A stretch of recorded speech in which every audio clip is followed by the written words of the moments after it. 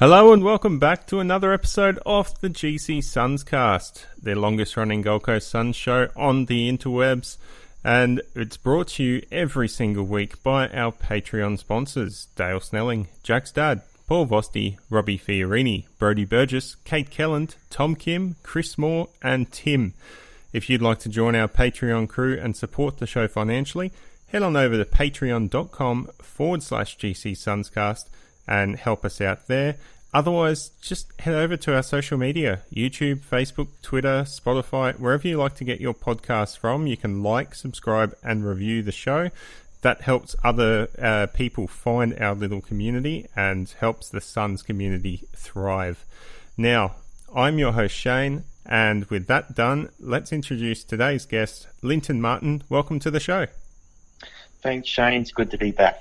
Yeah, we had you on at some point last year, and I can't remember what game it was that we discussed, but we also discussed your a bit of a passion project you've undertaken, which was compiling an archive of all the Suns stats and figures. How's that going? It's going good. I'm continuing with my research. I'll share a little stat that I did find. It will take a couple months at least till I get it all up and running, but we've had 39 games on free-to-air nationally, so that includes AFL, AFLW and VFL back in 2010. Out of those 39, we've only won 7 of those, so hopefully this year we improve our performance on national TV. Well, that's why I like to call you the Suns fan with the numbers, Lynton. You've always got some interesting stats, and it's really great undertaking, like I said last year, with what you're doing with this archive, and I can't wait for that to come up and hopefully come online for all Suns fans and everyone else really who's interested to find it. So yeah, well, when I do have it up and running, I'll make sure I'll let you know, Shane, and you can send it out to all your little community here on the GCSUNScast. Yeah, we'll spread the word. That's what we like to do. That's why this show was formed. Now, it's been a very slow month, and I'm sure our listeners have sort of been craving a bit of Suns news, and unfortunately there hasn't been much going on. It's been a pretty quiet off-season, both on the field for the Suns and off the field, and for me as well, it's been fairly quiet. I think I've been caught up with all the video game dramas of the PlayStation 5 and the Xbox Series X that came out late last year, and nothing else has really taken my interest since then. How are you going this off-season? Does it seem quiet to you as well? It has been pretty quiet. I think with what happened last year, the delayed start and the shorter preseason, I think people were just using this as a break, a well-earned break, ready to kickstart the season in just over a month's time. Yeah, and I'd say part of that is also contributed to how the Gold Coast Suns off-season wasn't as dramatic as what it has been in previous years. The amount of people coming into the club and leaving the club, which has sparked so much debate in previous years, where the club is going to finish. It's fairly stable now. It feels like we're on the solid track. We're projecting up north on the ladder. You feel like that's a big contributor as well? I mean, you look at who we brought into the club, and there were only we had 4 academy players, a draftee, and I think 2 recruits come in through the door. Yeah, well, even the draft is pretty quiet too. Because we finished down the bottom of the ladder, we've always had big draft picks, but this year we've only had the 1 draftee coming through, so that was even quiet. And yeah, stability is what we do need, so it's good that we finally have some stability, and hopefully that projects us up the ladder. Yeah, and that number 1 draft pick that you said that we got, our first round pick, I should say, Elijah Hollands, recovering from an ACL. Yep. So obviously he's not doing too much at the moment. We're not hearing the usual hype that we'd hear about the draftees coming through the club. Haven't even heard too much about some of the academy boys, Davis, no. Fife. I'm drawing a blank. Nichols, Jeffries. Yep. Fife. Yeah. But there's talk. We'll discuss more on this later when we jump into the men's preseason stuff. First of all, though, let's jump into the news. Now, it's sort of, I'm sure I probably mentioned this on a previous show, but because I was by myself, not much was happening. Now, Reece Shaw joins the Suns as a development coach. How do you feel about this one? Being in Melbourne, you would have probably seen and been exposed to more media and more stuff about Reece Shaw. Do you think this is a big improvement for the Suns? Because it looks like it's already having an effect for them. Yeah, that's what I was going to say.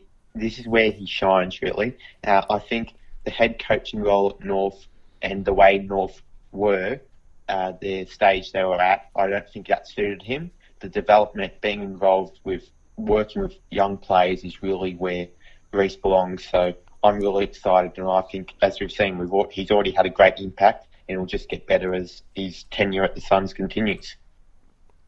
Okay, and jumper numbers have come out. Is there anyone that stood out to you as someone to watch with those jumper numbers? I actually don't have the list in front of me now. Give me a second, and I'll pull that up. While we're speaking about jumper numbers, one thing that I've always admired, and we should have started something like this at the start, but Port Adelaide, they have the number 1 as their skipper. I would have liked to see something like that, a tradition born at the Suns when we came in. But that's just something I admire from Port Adelaide, and that's the way they are. Adelaide have a few great traditions that they've born and they go through. So yeah. Yeah, I mean the club started with that in its conception. We had the number 1 jumper go to the captain at the time, Mark Locke. But we haven't had great success with the number 1 in the Suns' history. But wearing number 1 now is Hugh Greenwood. So he's going to stand out like a sore thumb in that. Just the way he's always in and under in the ball, it's going to be very easy to pick him out. Number 2 has gone to Rory Atkins, new recruit. He should be slotting on the wing. Number 17 is gone to Markov, who will be at half back, we suspect. 21's going to Townsend. I think we'd be lucky to see him play seniors. He's probably going to be focused on the reserves. I think he'll be a big part of the VFL team, especially developing the younger players too. And then some of these new academy kids we've had come in. Davies is wearing 33. Fife is wearing 30. No, sorry. Davies is wearing 30. Fife is wearing 33. Nichols 38. Jeffrey 40, and then we've had the Irish rookie Towie wearing number 45, and Ace is being given number 47, and then our first round draft pick from last year, Elijah Hollins, is wearing the number 36. So we've got that going on there. I'd say really the Atkins, Greenwood, and Markov would be the highlights at the moment. We suspect all these academy players, if they make their mark in the team, would eventually move up to a higher number. That's just something we'll have to wait and see. Now, the original plan for the men's preseason competition of 2 games, in whatever they're calling it now, has been scaled back because of all the recent events in Australia and lockdowns happening. So the Suns are playing Sydney at Giants Stadium on March 7, and that is the only preseason hit out they'll have against an AFL quality club prior to round 1. At least at this stage, there's always a chance that the Suns could tee something up with Brisbane in an intra-club or something. I think that is the plan. Next weekend, or even possibly this weekend. And on going back to my stats, we've played Sydney 5 times in the pre-season. We have only beaten them once, so hopefully it changes this year. Yeah, this will be our 5th occasion. Yeah, that's a surprising stat because Sydney used to be known as the side that didn't really compete in the pre-season. They just sort of meandered on by. And it seems like we've been the bunnies of the Sydney team. That was back in 2011 too, our first ever game. That was back when they had the Lightning Premiership. No, okay. Oh, yeah, I remember that. The 3 rounds, 3 games or whatever in the... Yeah, that was a horrible idea. Okay, well, let's get back on track. The AFLW has kicked off in the last month. We've had 3 rounds. Now, not great results for the Suns women's side. The first game was against Melbourne, where we lost 35-56. The second game was against Brisbane, where we lost 2-65. And the third game was against the Giants, where we lost 8-18. So, not great performances there. I haven't been watching the AFLW, but you have, Linton. What have you been able to take away from that, and why is it not as bad as it looks on paper? Now, Melbourne, Brisbane, and Fremantle, who we play this week, they're all in the top 8. Now, the Giants game, we had our opportunities, we just didn't take them. And the Melbourne game was actually our highest women's score ever, but then the Brisbane game was the lowest AFLW score ever. But with the Melbourne game, we played well. We got off to a great start. I think we kicked the first few goals of the game, and it was just really the one quarter, from memory, the third quarter that let us down. But we won 3 out of the 4 quarters. So against Melbourne, who are a contender for the flag, that's a pretty good effort. Brisbane have always been strong. Again, we just weren't. It wasn't our day, and that's going to happen from time to time. And as I said with the Giants game on the weekend, we did have our chances, and for most of the game was in that middle part of the ground, and the weather was shocking, so it was really hard to score. But it's not as bad as it looks, and we've got 5 games to come. Hopefully, we have a few teams that we should be able to beat. West Coast, Richmond, Geelong are all around us in the ladder. We should get 1 or 2 of those teams as well. Yeah, we have played, I believe, 3 of the best 4 or 5 teams in the competition at the moment, so that does say something. As far as being able to score goals, the only one that looks like scoring goals regularly is new recruit Perkins, Sarah Perkins. Now, I brought her up in the last episode as someone to watch, and she hasn't disappointed. 2 goals in the first game against Melbourne, but she hasn't contributed since then, with only 1 goal being scored in the other 2 games. How have you seen her fit in? Do we feel like we've got more structure with her there? Well, Kalinda Howarth, she was our number 1 target last year. And I was thinking with Perkins coming into the team, that will release Howarth a little bit. Maybe it's just not suiting her because she hasn't been up to her usual standards, but she has been carrying a few injuries. But yeah, Perkins, she got the premiership experience at Adelaide. And Beck Goddard, which was her coach at Adelaide, she's a big rap on her. So I reckon Perkins, she's in the leadership group straight away too. So she's had an impact on the team. So we saw Jelly get into the team of the week for this week. So she, despite... And the Brisbane game as well. Yeah, so she's obviously performing well, holding down back with the pressure that they're under. The other name that strikes me as performing well for the Suns is the other new recruit that we got, Allison Drennan from the St Kilda.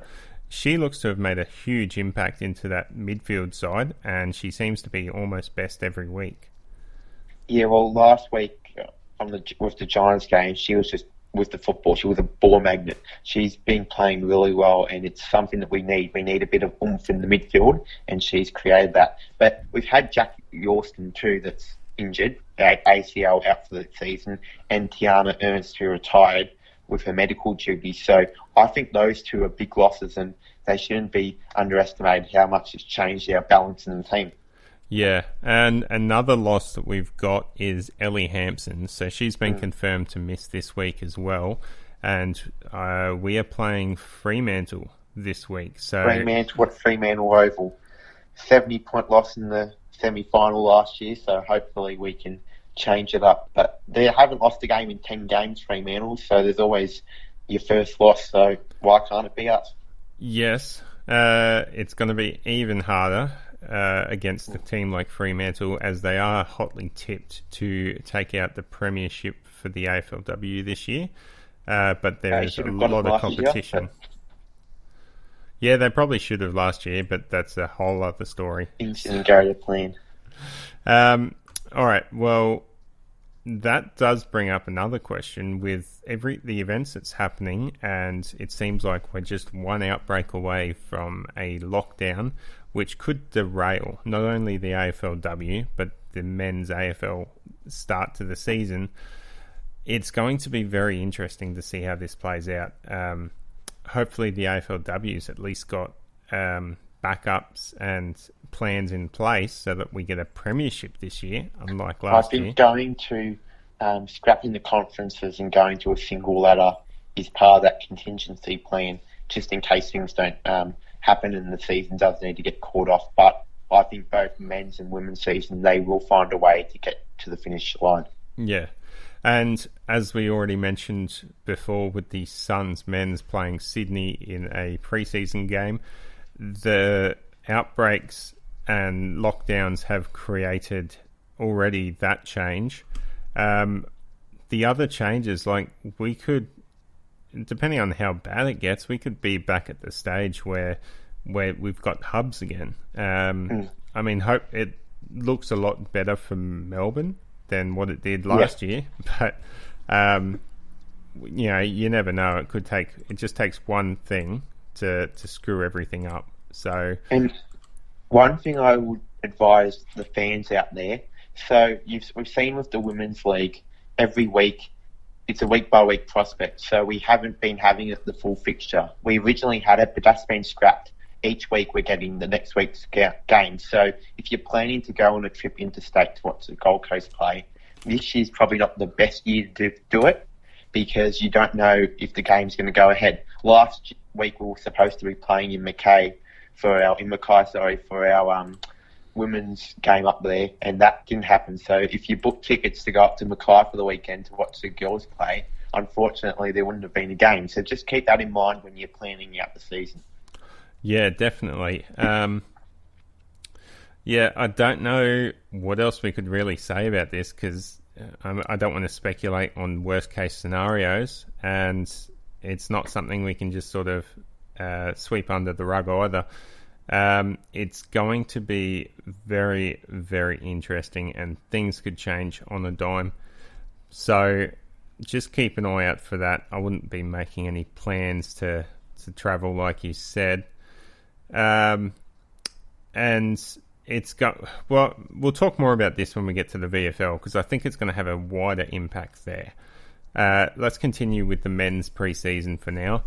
Now, the club had a preseason intra-club match to sort of test match fitness, get prepared. From the footage we've seen, which was released by the Suns, it looks like it was a Reds versus Blues style thing. Firsts versus seconds.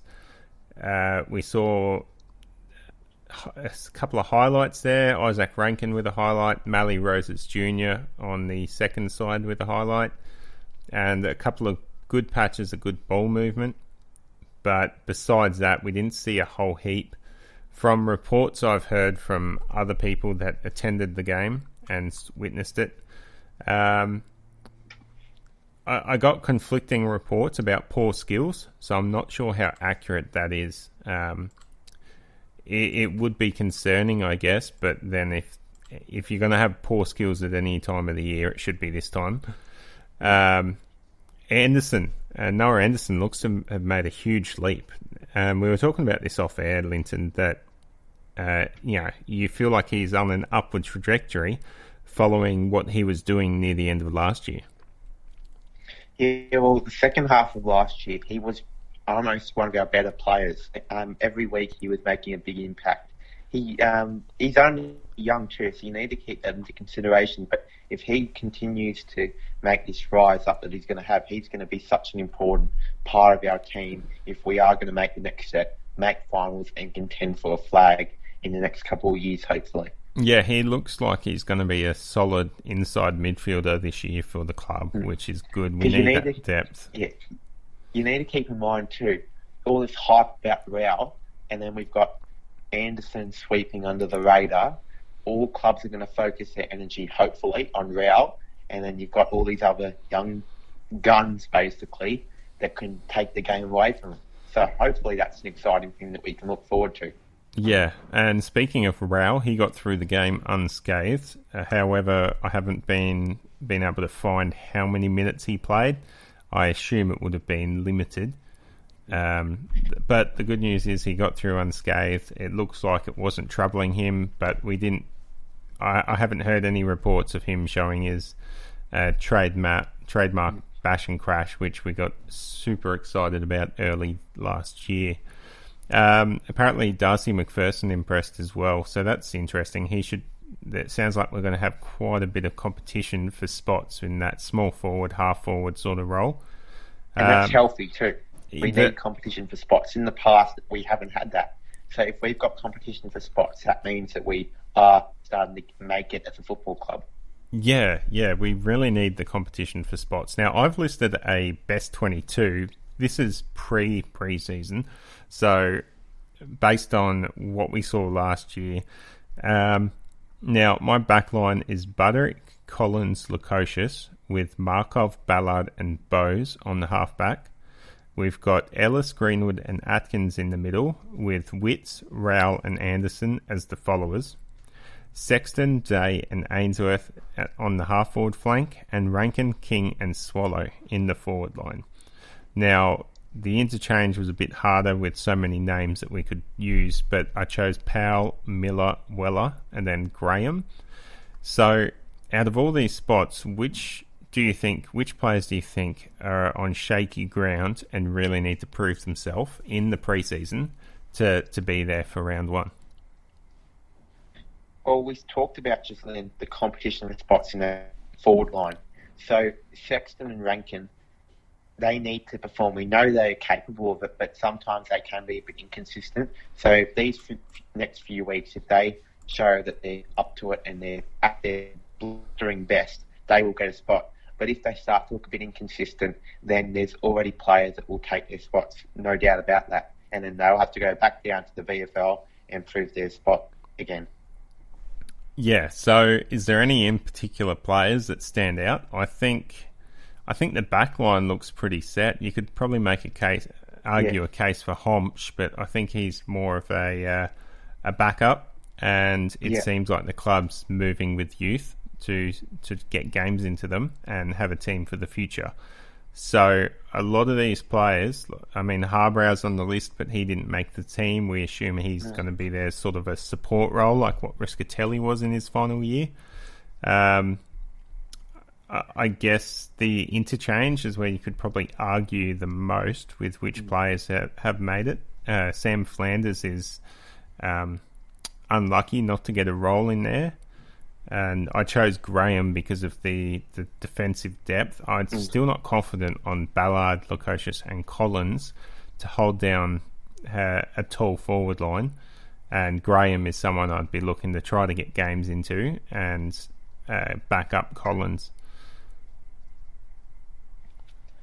You need to also remember, we talked earlier about our academy picks to our academy players. Now, they're not going to play much this year, and it's just about getting games in the VFL, which we will talk about, playing against other strong teams from Victoria. That's going to help their development, so they can be capable of, when they've got a Guernsey to play in the seniors team, they will be able to be capable of playing well.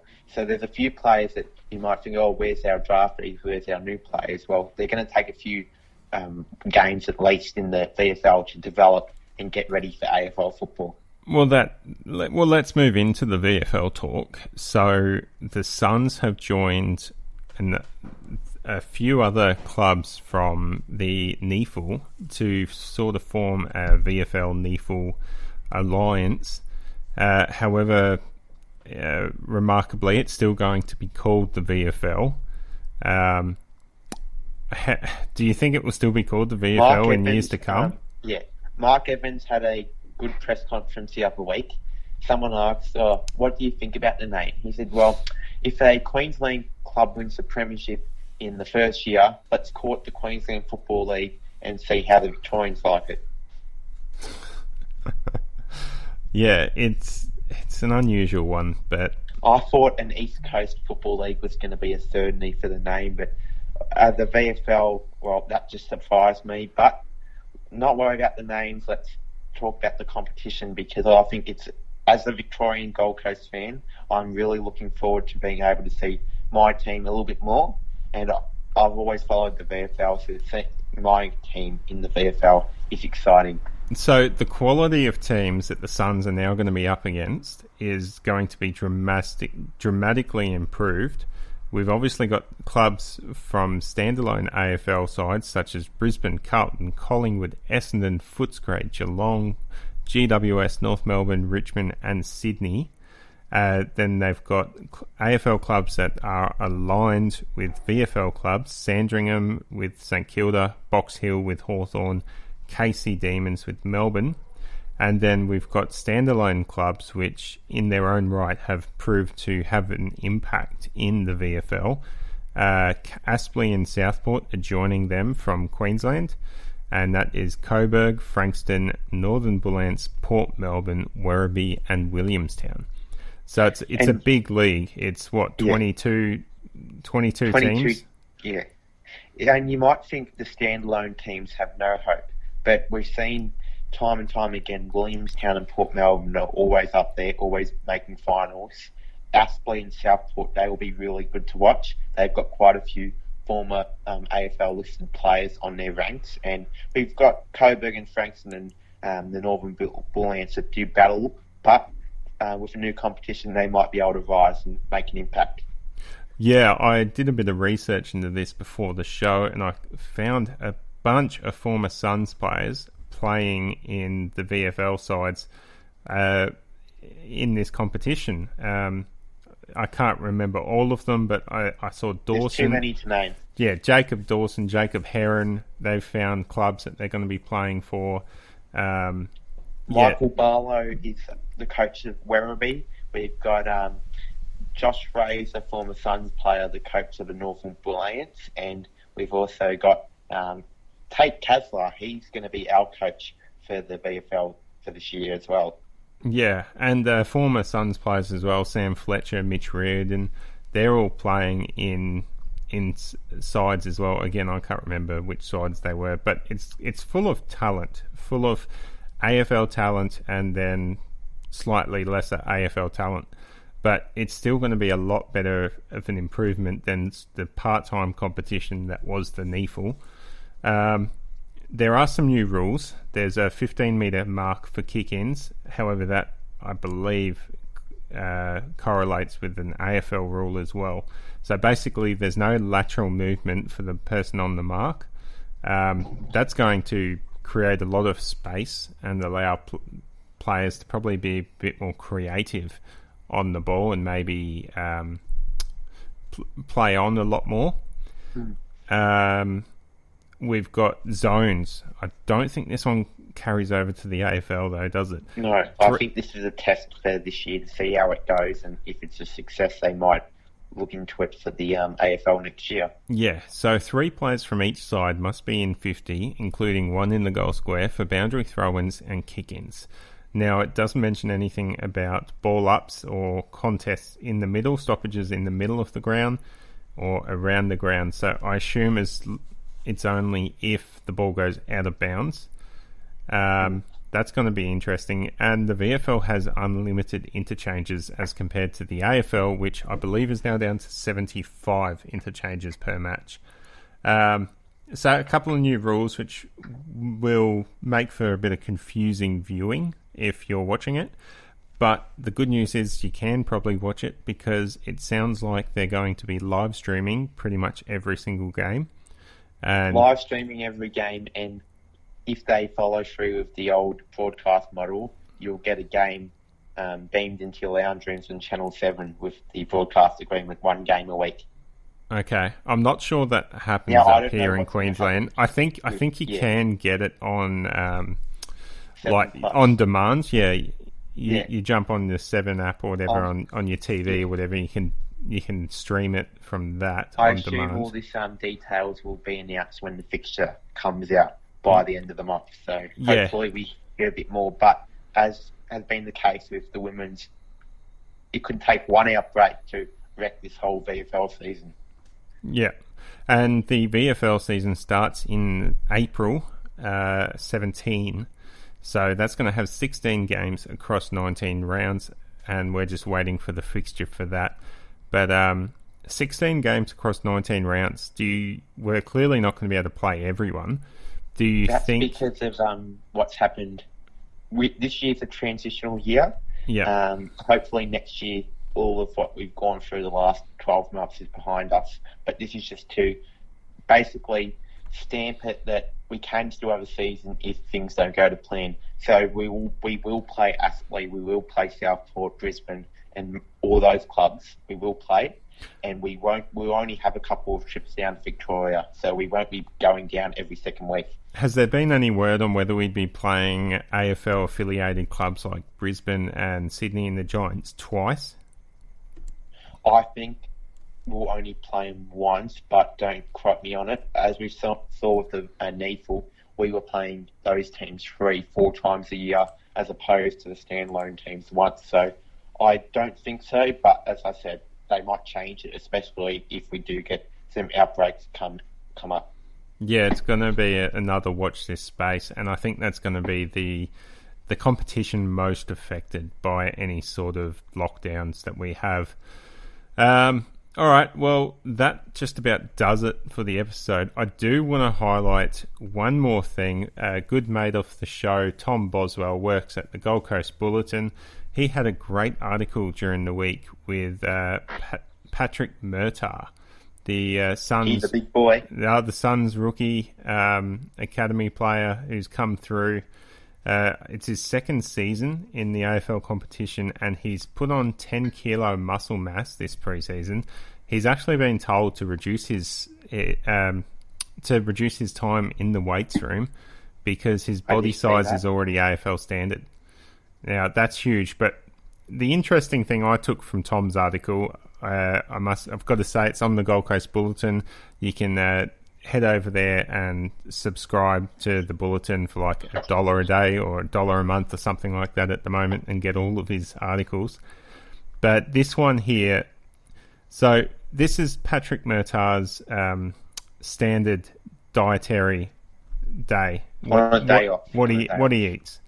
So for breakfast, he has an omelette consisting of 6 to 8 eggs, ham, cheese, onion and spinach and barbecue sauce with 2 bits of toast. If he was feeling extra hungry, Murtagh will cook 2 sausages and mix them in to make scrambled eggs. Now that's a big breakfast, and that's probably enough for. I think I made a bacon and egg sort of slice on the weekend, and I used pretty much the exact same ingredients there. That lasted me 4 days worth of breakfasts. Like, that is insane, just his breakfast. He goes on to have a morning tea, a bowl of yogurt with protein powder, creatine, oats and banana with a protein shake on the side. Lots of protein there. Lunch is 4 sausages, rice, potatoes and a plate of greens. So he must have a good butcher. He must, yeah. The amount of meat. Sausages all the time. Yeah.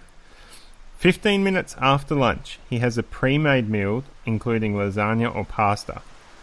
Now, I'm not sure if that pre-made meal is like a frozen meal, because those meals are pretty small, or whether it's something that they've cooked and it's like leftover pasta or something, because that's a big difference. But it's still 15 minutes after lunch, and he has that as well. Afternoon tea, here's the kicker. 2 steak sandwiches, chips, and mixed vegetables. That's just a snack, really. And it's 2 steak sangers with chips and veggies. Bloody hell. You haven't even got to dinner yet? Haven't even got to dinner. This would be enough to... I reckon his whole day would be enough to feed someone for a week. 30 minutes before dinner, he has a bowl of pasta. And then for dinner, he'll have something like fried rice, including everyone else's leftovers. And then for dessert, another serving of fried rice. No wonder this boy is big. He's 196 centimetres and 106 kilos. He's a big boy, and I think it's about 11% body fat he's got, so it's all muscle. That's a lot of food. A lot of food. As I said, he must have really good suppliers to supply him with all this food all the time. Yeah, he does. I'd love to see another AFL footballer's full day, or just sort of comparison to see what they eat. I mean, I think Brandon Ellis had a video on the Sun site last year, what he did for breakfast, and that was, from memory, I think it was about half the size of what Murtagh has for breakfast. Very, very interesting. But enough talking about food. I think that does it for the day. I've got rain pissing down sideways here on the Gold Coast. And we've got a 30-degree day. 30 degrees for the next couple of days. So it's Gold Coast weather down here and it's Melbourne weather up there. Pretty much. And it was only a few days it was flipped around. I was talking to my brother who lives down in Melbourne now, and he was saying it was a wet, rainy day, and I was saying how bloody hot it was up here. So it's perfect 1 minute and completely different the next up on the Gold Coast. All right, Linton. Well, thank you for joining me, and I'll be back in a couple of weeks, hopefully, just before or just after the Suns intra-club against Sydney, and breaking down all that. So I'll talk to you later in the season, though. Yep, I'll be back, and I'll hopefully have a much bigger update on our little Suns archives. But if I'm not on by then, I'll definitely let Shane know, and he'll be able to share it with you at the Gold Coast Suns community. All right, well, fantastic. Until next time, go Suns!